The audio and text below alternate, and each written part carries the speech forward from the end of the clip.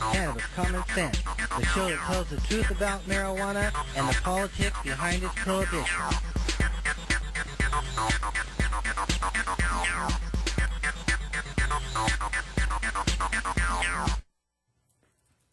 Hello and welcome to another exciting edition of Cannabis Common Sense. Our show is a production of our nonprofit organization, the Hemp and Cannabis Foundation. Been in existence now for over 10 years. And our older campaign for the restoration and regulation of hemp, or CRRH. We've been around 20 years with CRRH now. And we have another great show for you tonight.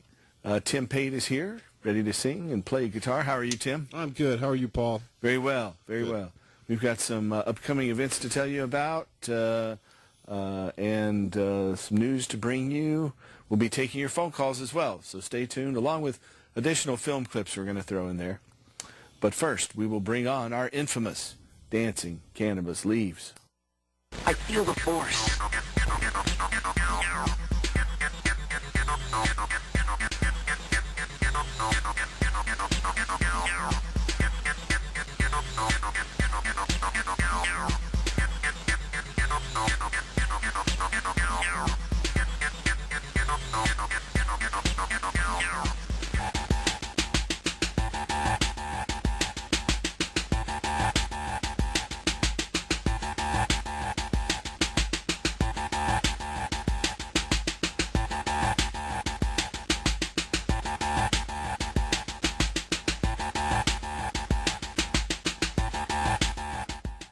Okay, once again, Mr. Tim Pate. Hello, everybody. This week, a friend of mine passed away. She was 88 and passed of cancer and was one of those conservative Midwestern types. But before she did pass, we had actually many intelligent conversations about medical marijuana. And I found her very open and enlightening. And I want to wish her well on her next journey. She was a dear friend, and so rather than mention any names, I just want to play a little piece for her.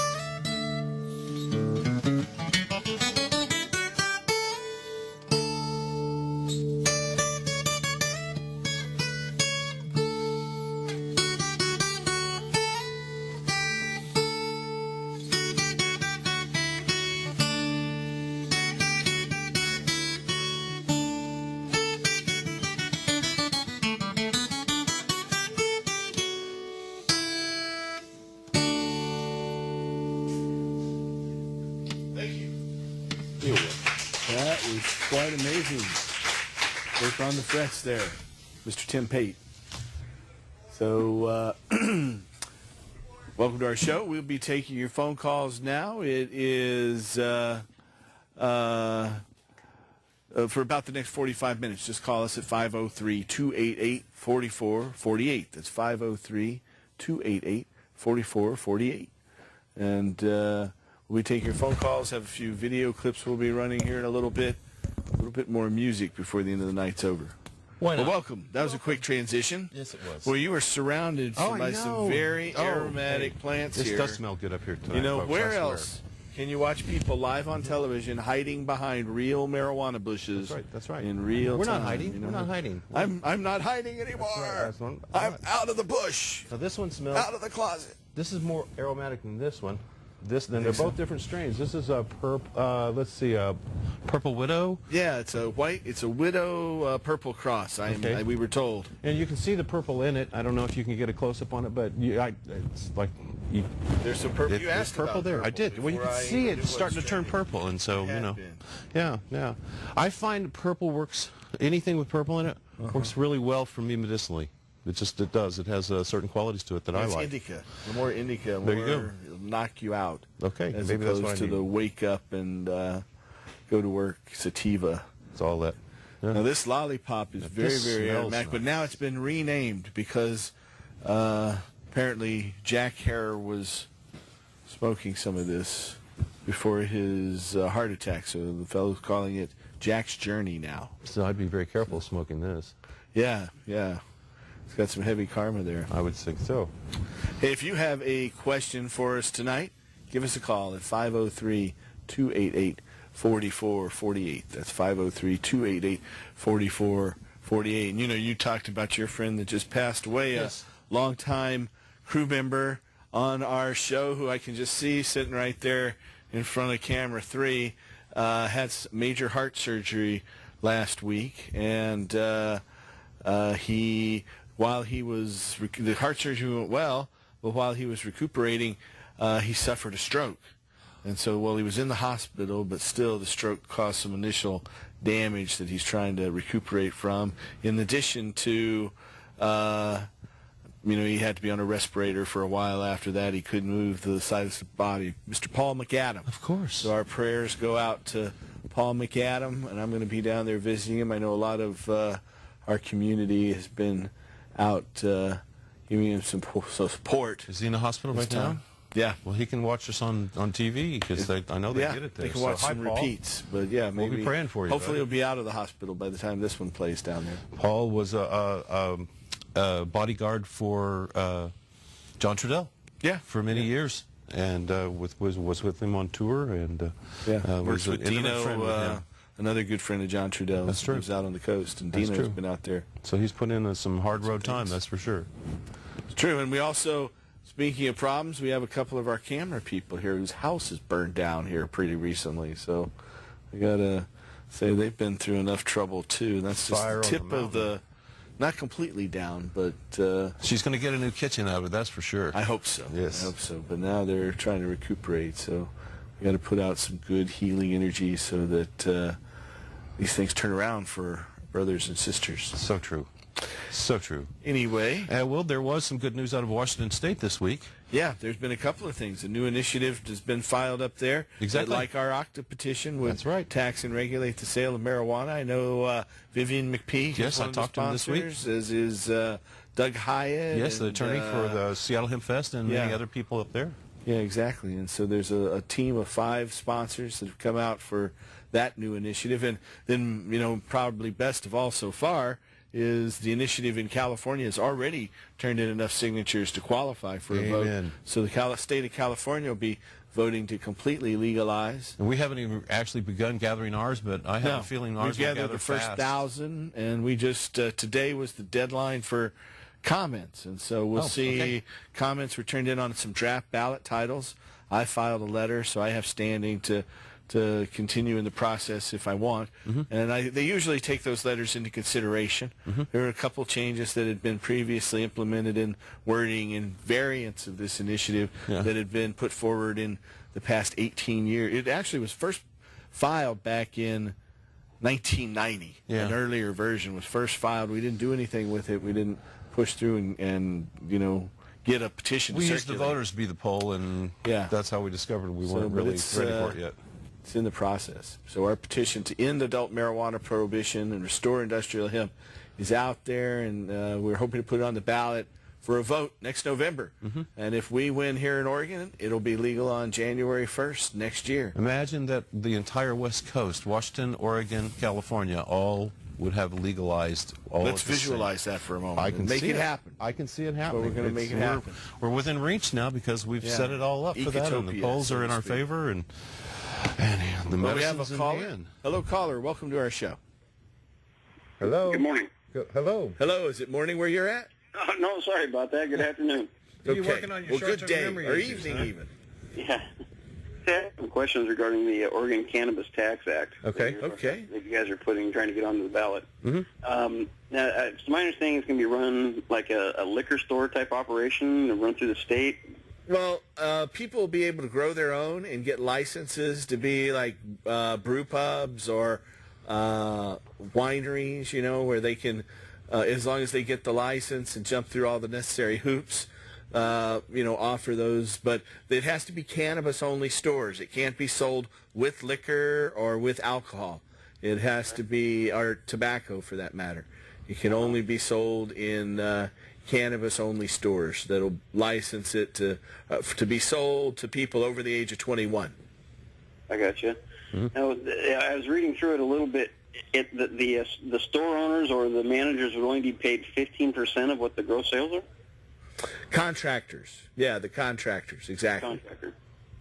Is there a reason why it's so low? That's what they receive on other in other comparable situations, like in alcohol and tobacco. You know, there are allotments on tobacco sales by farmers. You know, they can't grow as much as they want. They have to grow the amount that they are given a permit to grow. And so it's something that we actually worked with other states and looked at their laws and tried to make it comparable. So is it comparable to Colorado? Yeah. What, in comparison to the Oregon Green Free, there's a considerably different. Oregon Green Free doesn't have an initiative. There is a The I-28 initiative out there, the I-28, Yeah. which would was voter power, allow. Yeah, it's a voter power initiative that would set up dispensaries for patients.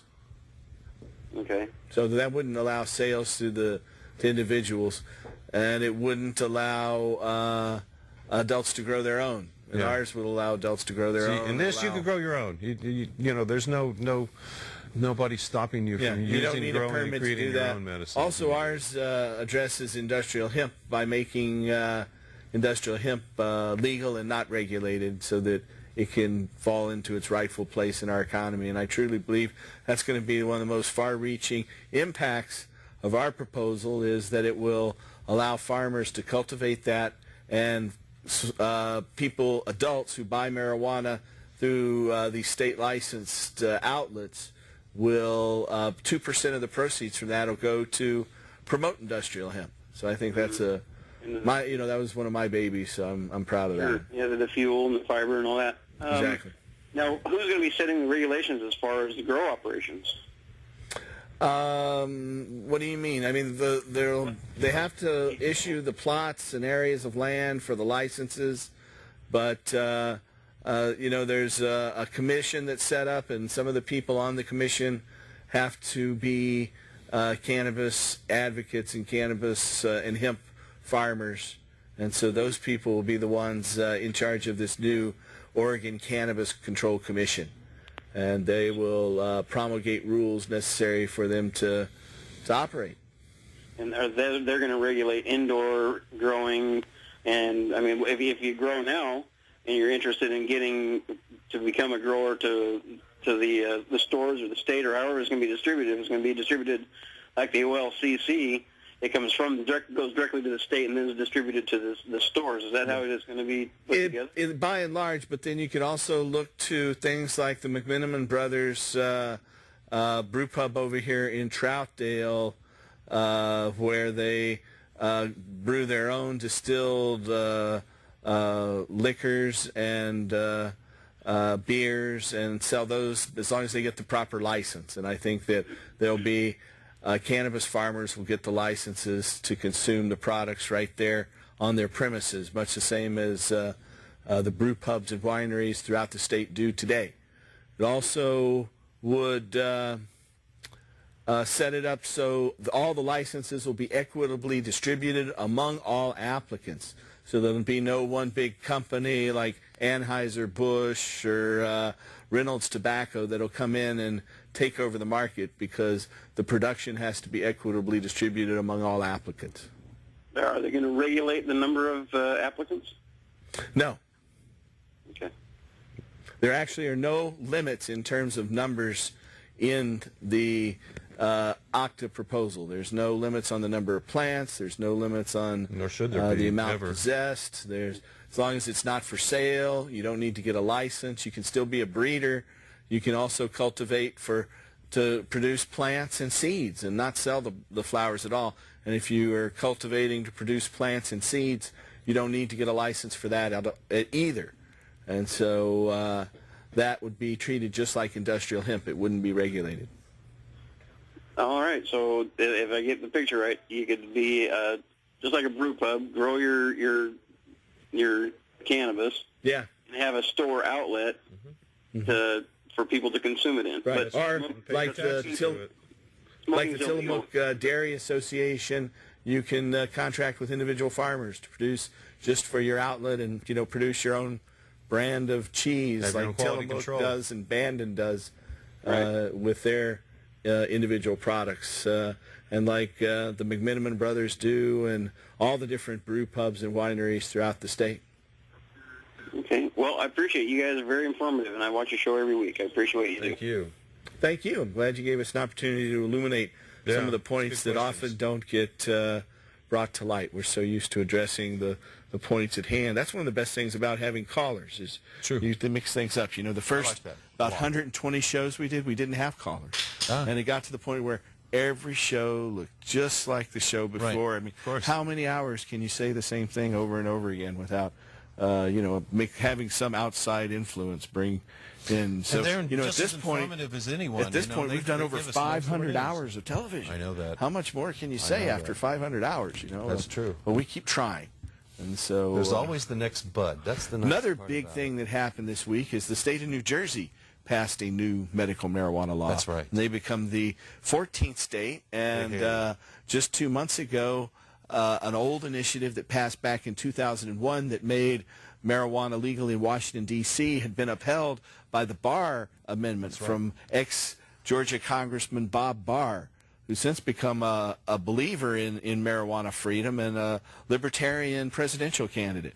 But he put a clause from Congress that stopped a Washington initiative in 2001 from going into effect.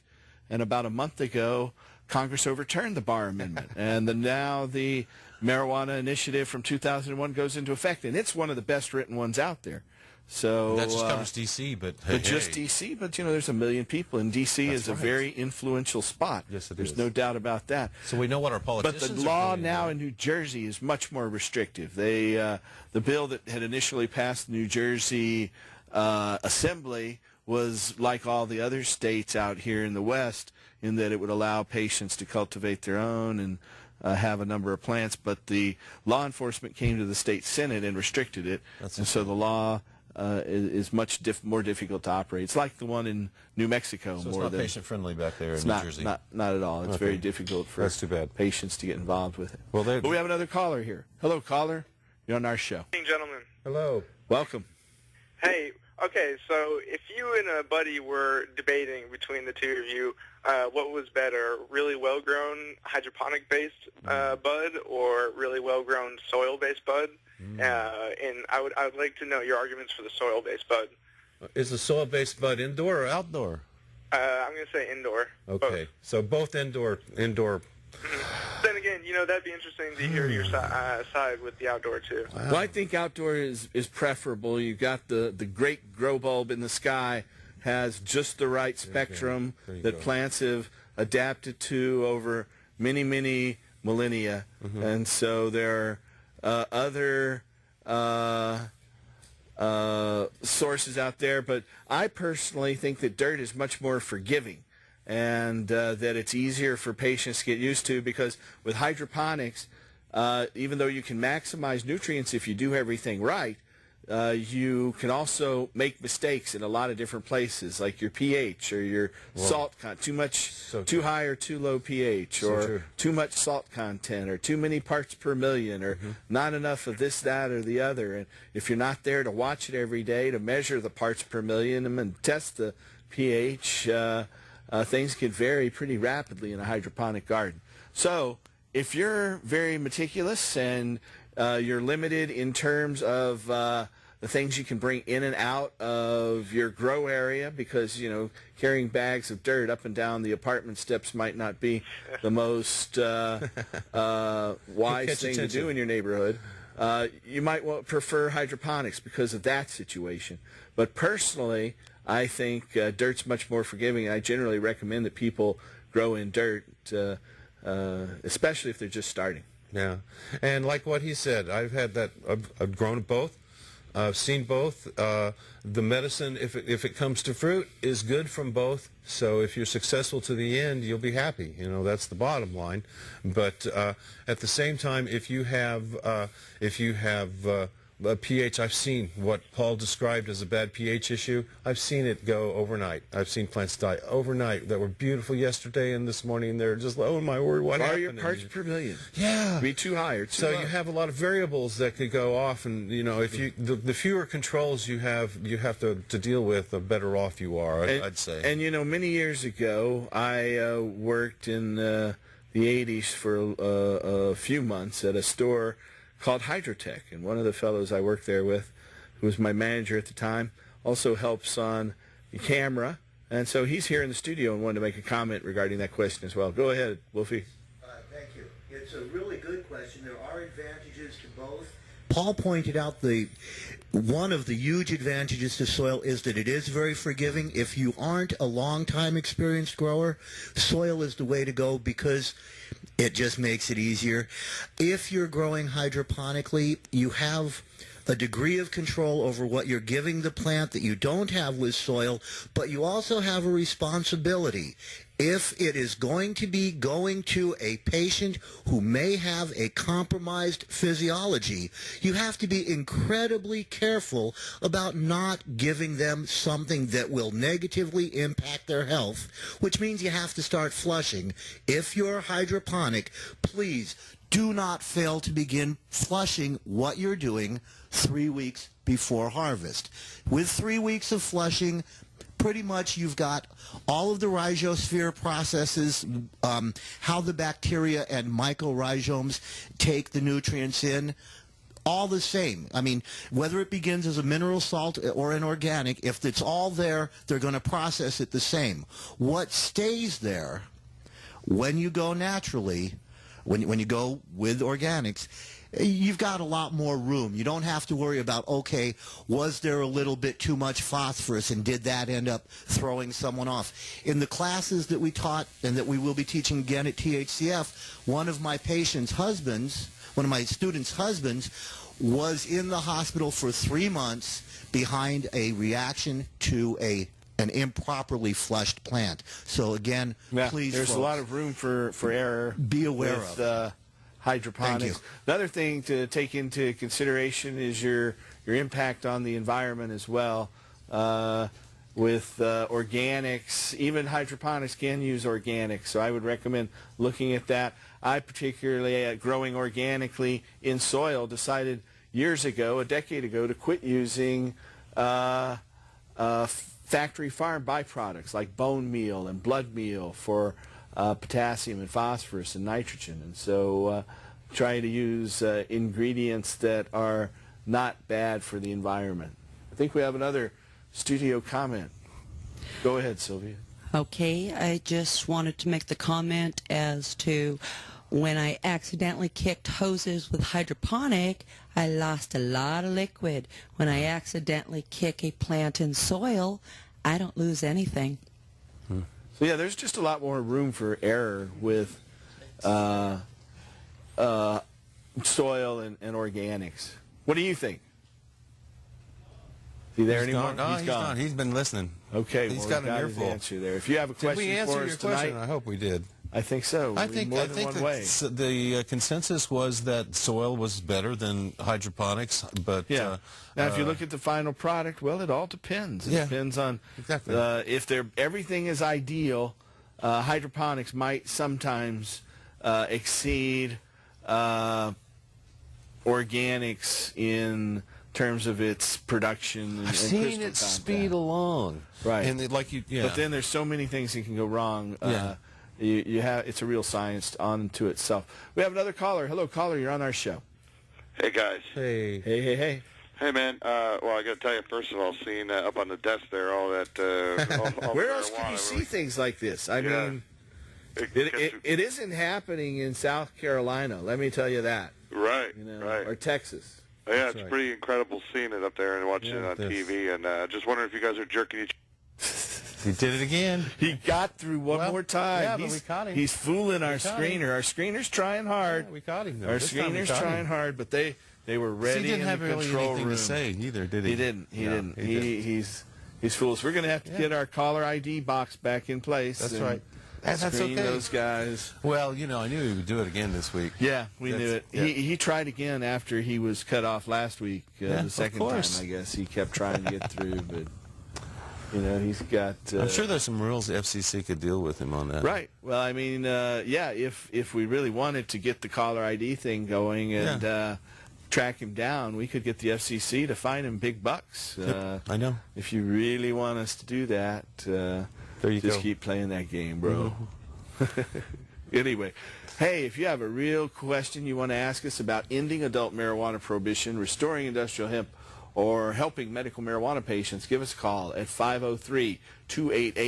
503-288-4448. We have a live studio audience every Friday night here, and you're welcome to come on down. right. And we have a studio audience question. Hi. Go right ahead. I've spoken with you before about this. This is a subject that actually strongly interests me, you brought up a good concern a moment ago. I have a friend of mine who's in regular dialysis treatment, and he has to restrict his diet really severely. Potassium is something that I guess really strongly affects him. As far as organic hydronutrients, is it the same type of flushing distance as what? I'd really actually. I think he's on his way here now, but I'm sure if this is going to be aired in a couple weeks, it'd be great to get any more kind of input you have on that. If I don't know, Sure. Well, even with the organics, you can flush. You just give it a lot of water and stop using nutrients before harvest, because anything you put in there isn't going to have much time for the plant to metabolize. But it's a whole science unto itself for all of these things, and we're continually working on teaching it and helping folks learn about it and studying it ourselves. And something I've been reading a lot about this week is comfrey and compost teas, as far as organic hydro fertilizers. I'd actually heard really good things about comfrey as being something that grows really fast and helps to encourage quicker decomposition and a higher temperature to your compost to help sterilize it.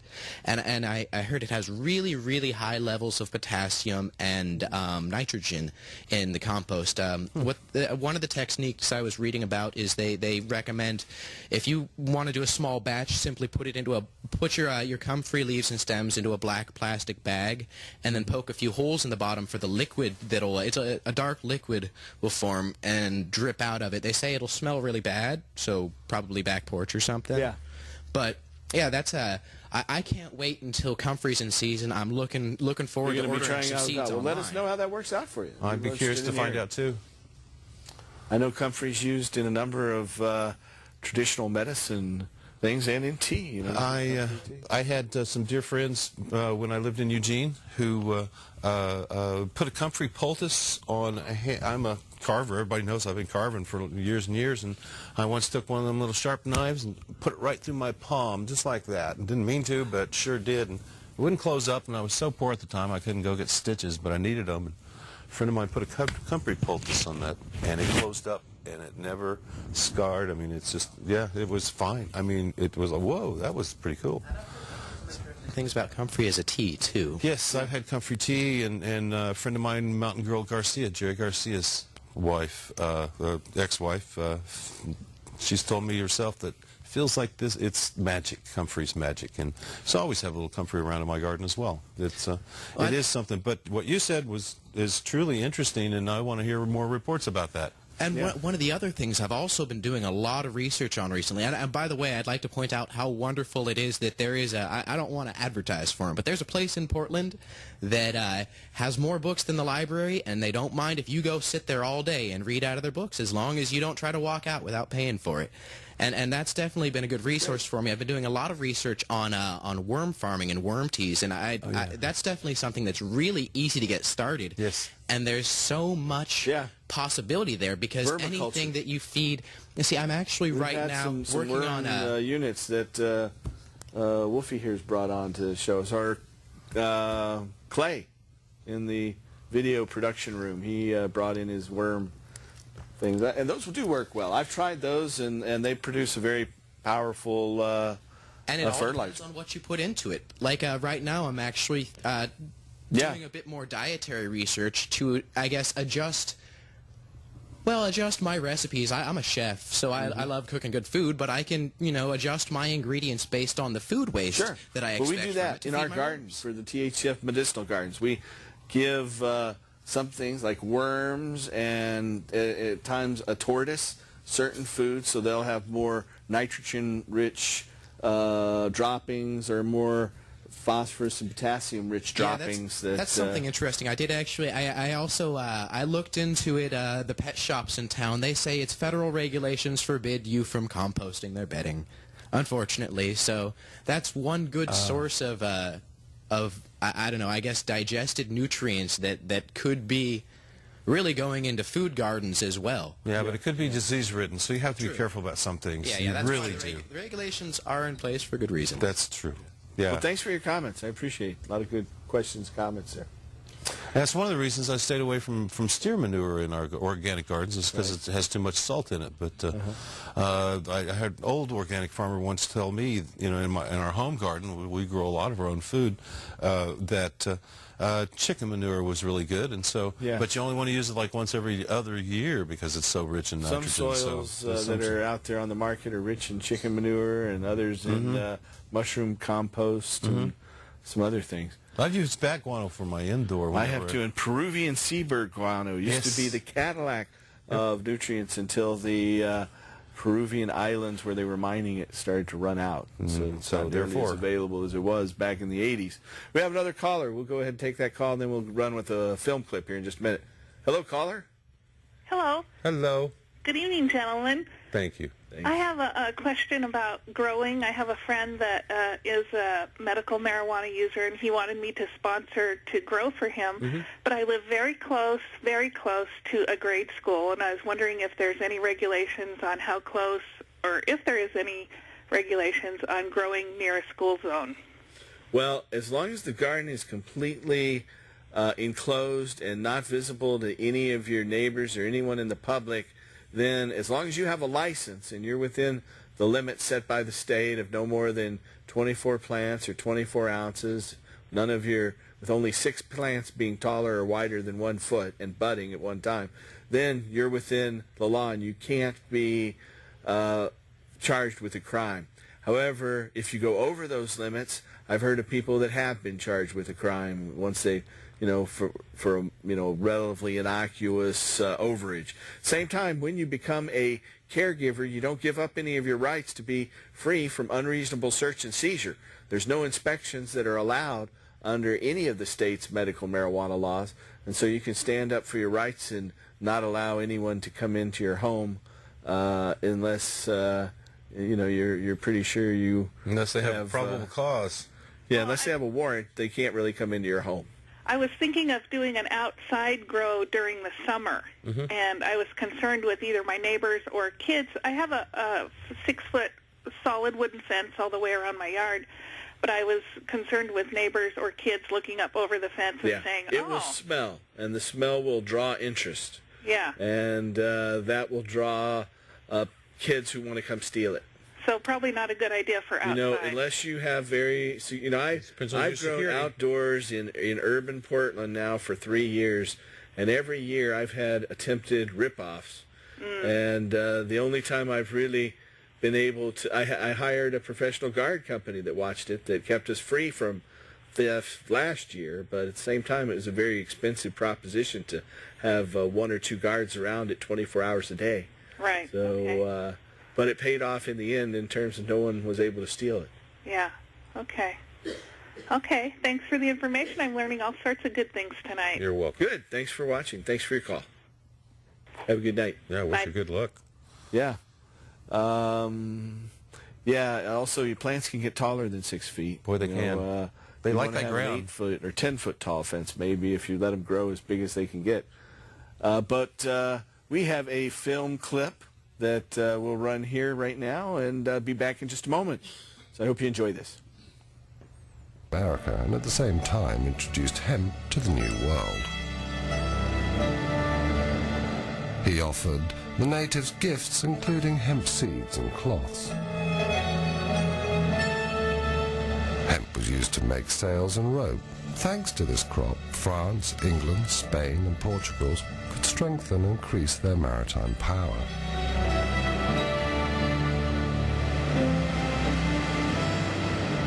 In 1620, the Mayflower brought the Pilgrims to conquer America. In the hold, it also brought hemp seeds. 100 years later, the first drafts of the American Constitution were written on hemp paper. The same paper was used in 1776 for the Declaration of Independence. Cannabis seeds were now also brought into America by the African slaves.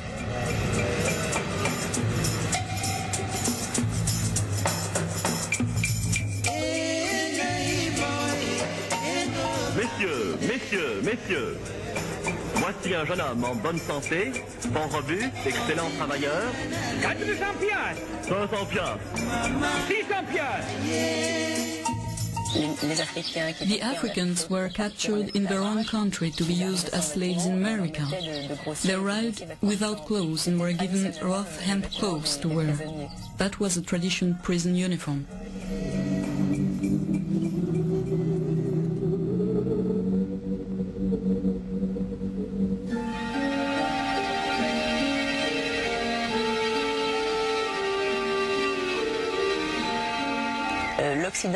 Western countries rediscovered cannabis, or at least its psychotropic properties, which had been hidden from people for centuries, during the expansion of their empires, which also introduced them to other cultural influences. The English rediscovered cannabis in India, and the French did the same in North Africa.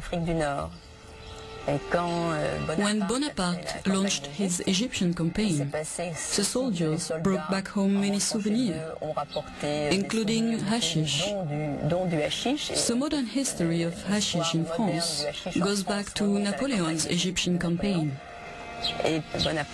Bonaparte was almost assassinated by an Egyptian who had taken hashish. That's how our relation with cannabis started, because straight away Napoleon banned cannabis in Egypt.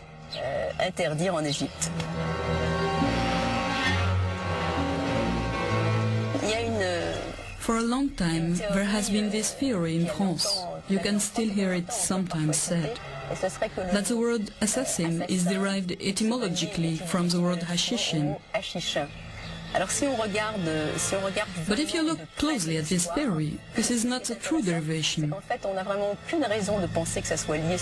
Nevertheless, it has been used to discredit cannabis. What is interesting is that you can find the idea again behind the clouding myth.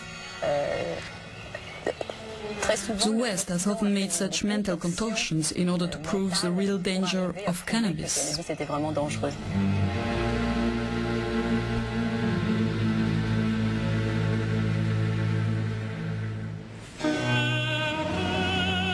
England has been using hemp as a strategic material for centuries. At the beginning of the 19th century, ropes and sails for ships were exclusively made from hemp. but 90% of this hemp was imported from Italy and Russia. The United Kingdom was seriously worried about maintaining its hemp supplies during the expansion of the Napoleonic Empire. King George III of England decided to increase the cultivation of hemp and to develop its production in the seaports along the south coast of Britain.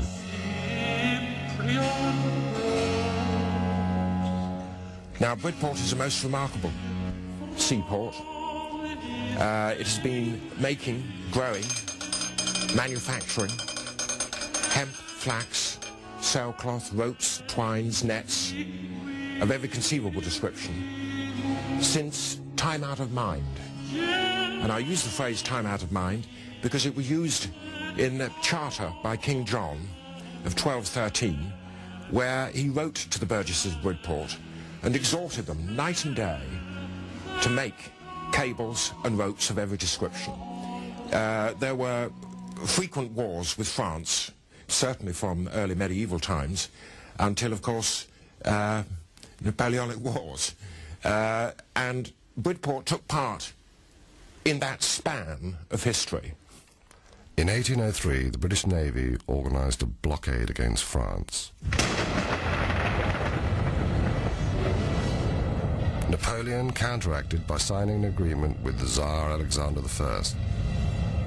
This contract was called the Tilsit Treaty, and it especially forbade any export of hemp to England and America, thereby depriving them both.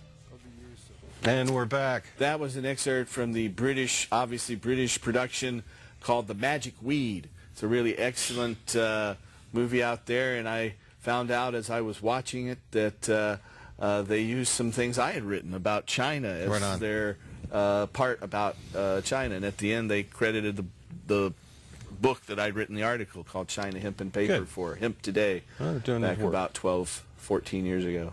It's kind of weird, though, to watch a movie you hadn't seen before and they suddenly start saying what you wrote. Right. You know, it's kind of surprising. We have a phone call. Hello, caller. You're on the show. How you doing, guys? Very good. Very well. I'm just moved to Oregon, and I want to know... Pardon me? Welcome home. Oh, thank you. And my question was... Oh, well, there's another one that got caught. Something happened. It sounded like he was going to scream something, but... we have some show and tell here tonight. They're on to you, Bubba.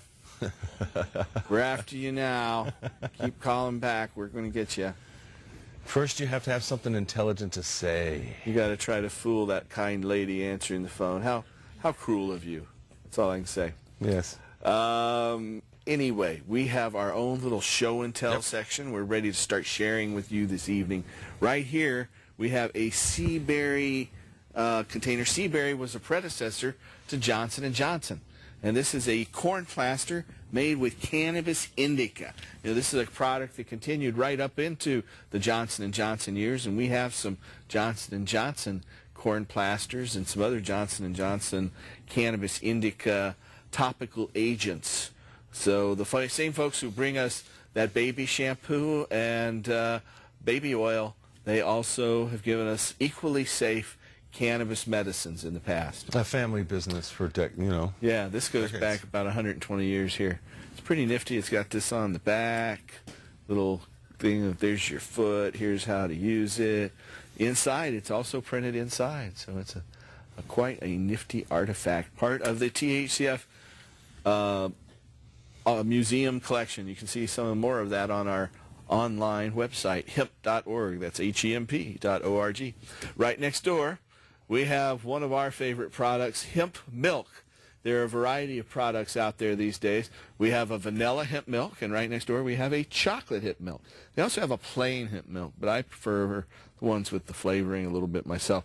But they're nature's most perfect food, a complete source of all 10 essential amino acids, all packed into the tiny hemp seed. And right here next door is probably one of the most popular hemp products out there, hemp granola. You see it's high in omega-3s and omega-6 and 9 as well. And it says on the back, hemp is nutritious. It's unfortunate that the hemp seed's been tarred with the controversy surrounding its outlaw cousin. From a nutritional standpoint, the seeds are highly desirable.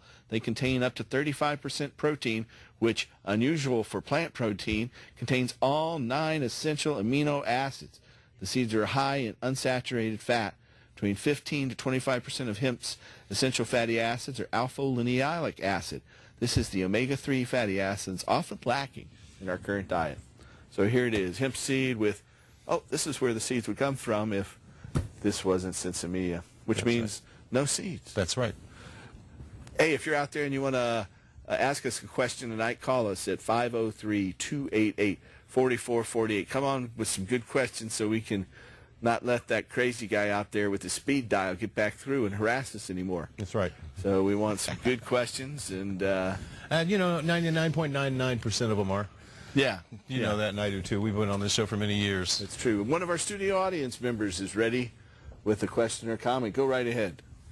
Just curious, when it's time to harvest, is it better to cut when it's dark or when it's light? It's better when it's dark. Very good question. They say that the trichromes, or the little resin glands, swell up to be 2 times larger than they are during the daytime. So I always harvest at about 2 in the morning, 1 or 2 in the morning. And it has the added benefit as most people are asleep and not watching what you're doing. So it's kind of a good time for a private activity, such as harvesting your cannabis plants in the moonlight. And so I highly recommend harvesting at night. You have larger trichromes or crystals at that time, so it'll be more potent. There you go. Thank you. You're welcome. Now, there's a movie coming out on Tuesday. That's right. Talk about this that Tuesday, it's Hempster Plant a Seed. Yes. The fellow who is the main producer, Michael Henning, was here in Portland and worked with a local film school about 5 years ago in producing it. And he stopped in and came by quite frequently and gave us film clips that we ran back circa 2003, 2004, 2005. We haven't dug those clips up again since then. I've had to move a couple times. But he has finally got that film into a university tour, and it's going to be here in Portland on Tuesday night at Smith Memorial Center. That's the Smith Memorial Center on the 2nd floor of that building, which is the main student union building at the Portland State University campus. So it's going to be on the campus at Portland State University. I think is it 6:30? Doors open at 6. Doors open at 6, and so it's a 6:30 show for Hempsters Plant the Seed. What this movie is about is it's a documentary about several hemp activists, including Woody Harrelson, the famous actor. He's portrayed back when he planted hemp seeds. I'm often proud to remind folks, as I was telling Tim just moments for the show, that I was there back on June 1st, 1996 in Lee County, Kentucky, with Woody Harrelson when he planted his 4 hemp seeds, and he was subsequently acquitted. They show excerpts from his acquittal in the movie. The other one's about a Kentucky gubernatorial candidate, Gatewood Galbraith, and there's also they show another Kentucky school teacher, Donna Cockrell, who stood up to bringing Woody Harrelson and other hemp farmers into her class and suffered some discrimination about it. They show Julia Butterfly. She's a forest activist from California. Yes. They have Alex White Plume. Alex is a Lakota Sioux from South Dakota who planted industrial hemp and had the DEA come and harvest his crop. And he did that. The first year they came in with Uzi machine guns and helicopters, and subsequent years they came in shorts and tennis shoes and sunglasses. It's easier to harvest in shorts and tennis shoes than helicopters. Decided that Alex wasn't a real threat to them. Anyway, they talk about Alex White Plume and other hemp activists in there. So Hempster, Plant the Seed. You want to see, it's on its first tour at the university, so you can come out Tuesday night, 6:30, Portland State University, Smith Memorial Center. Now the doors open at 6 o'clock, and there will be several speakers, including myself and Madeline Martinez, who will speak prior to the show. Yeah. And the film will start sometime around 7. So come on out. So that's one of the interesting things that's going on in the coming week. There's also the Oregon Normal meetings that happen on the 2nd and 4th Saturday of each month. They are where patients can medical marijuana patients with an Oregon card can obtain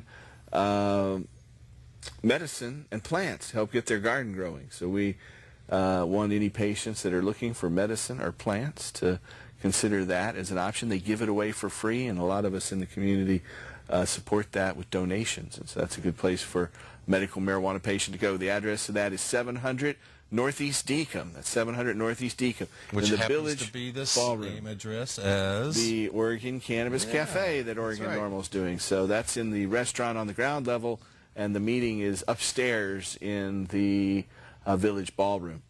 We have another caller. Hello, caller. You're on our show. Good evening. Thank you. I have 3 quick questions for you. Sure. Go right Is ahead. Arizona a medical marijuana state? You know, Arizona so far has passed the medical marijuana law twice, and in both cases, the Arizona legislature overturned the bill, just as I think we were talking about Washington, D.C. earlier, how the Barr Amendment had stopped that from going into effect. The Arizona legislature stopped that law from going into effect. But the organization that recently helped medical marijuana become legal in Michigan is focusing its resources on Arizona. And there's going to be another vote in Arizona for medical marijuana this November.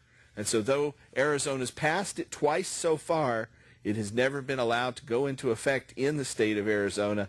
And so this new law will preclude the legislature from interfering in it. It will have a clause written in saying the legislature cannot preempt it with regulations. In this case, the Arizona legislature said it had to wait till the federal government rescheduled marijuana out of Schedule 1.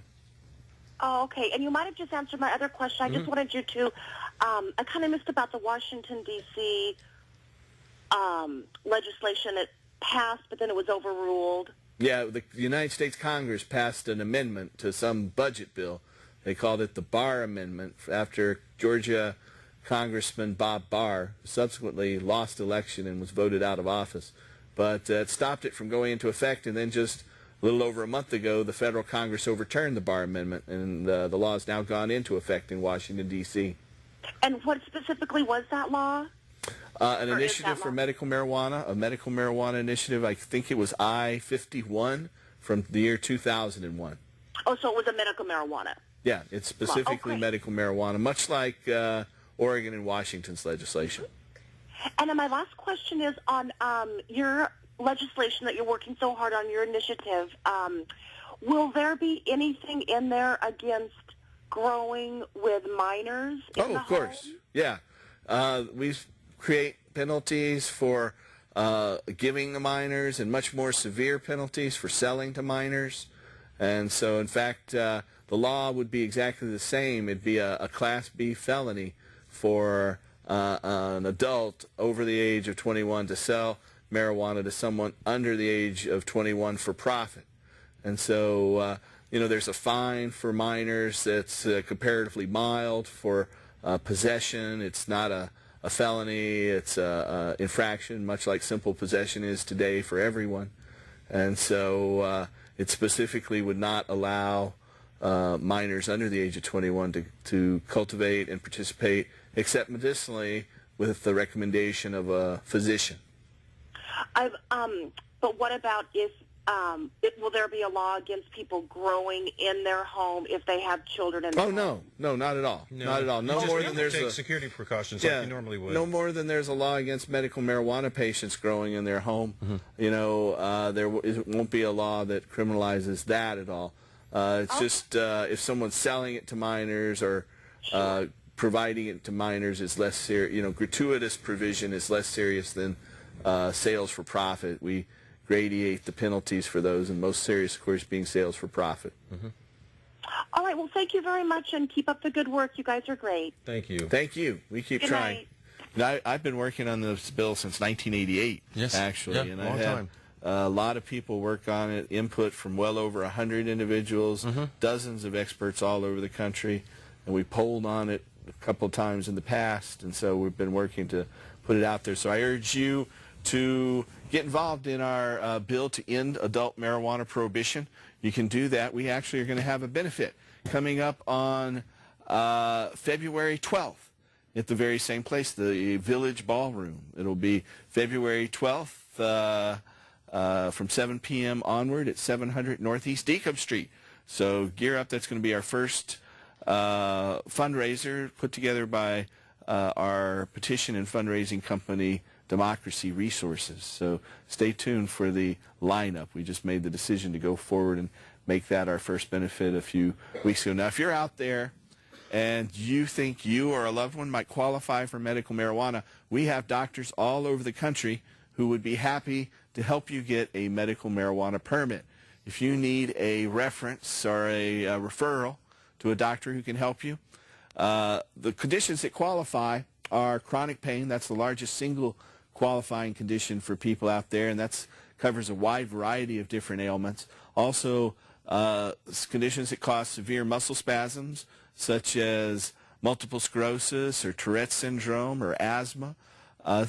Conditions that cause seizures, like epilepsy. Also cancer, AIDS, glaucoma, and the inability to eat or wasting syndrome. So if you or a loved one have any of those and you're looking for a doctor who can help you get medical marijuana, we can help you from sea to shining sea here in the United States. So give us a call. We have a toll-free number. It's 1-800-723-0188. That's 1-800-723-0188. And you can give that same number a call if you're interested in getting involved in our movement to end adult marijuana prohibition.